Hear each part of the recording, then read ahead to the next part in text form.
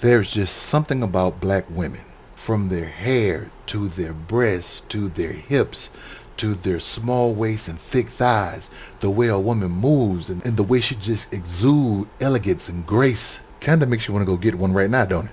And because of all that sexiness, they've been excluded from the intellectual conversation. No one that sexy can be that smart. And because of that reason, a lot of men have overly sexualized black women. It goes as far back as Sarah Bartman when she was paraded around Europe because of what they perceived to be her extraordinary features, not understanding or even realizing that her sexiness is a standard in our culture. And that over-sexualization bled into the American colonies when Africans were brought here in chains. And men like Thomas Jefferson had to justify why he was sleeping with his wife's half-sister when he was 35 and she was 14.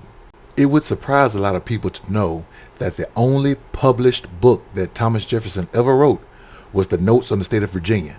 In that book, he had a chapter called Laws, where he said a lot of disparaging things about black people, but he had this to say about black men and black love. They are more ardent after their female, but love seems with them to be more an eager desire than a tender, delicate mixture of sentiment and sensation. Meaning, black men over-sexualize them, so why can't I?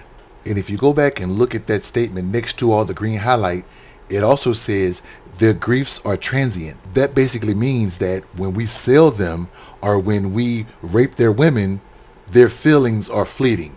They're upset and then they get over it quickly. Why do I bring all this up?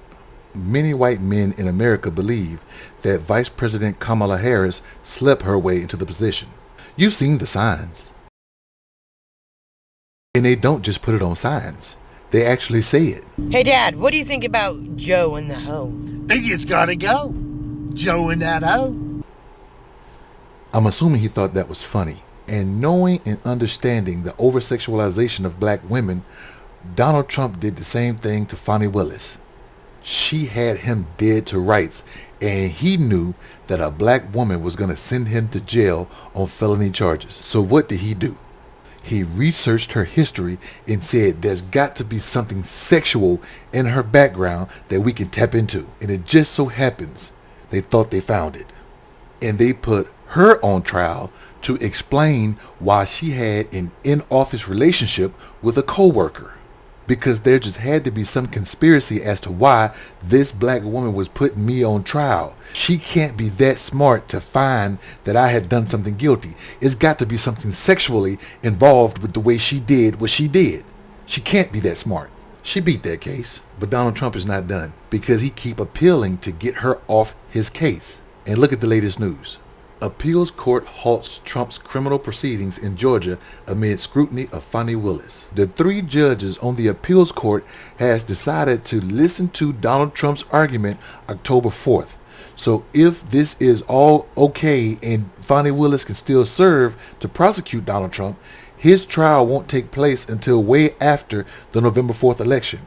And if he's nominated president and he serves for 4 years, his trial is put on hold indefinitely. And who are the 3 judges on that appeals court that made this decision? Meet Trenton Brown, Benjamin Land, and Todd Markle. They're all GOP appointed judges. What do you think?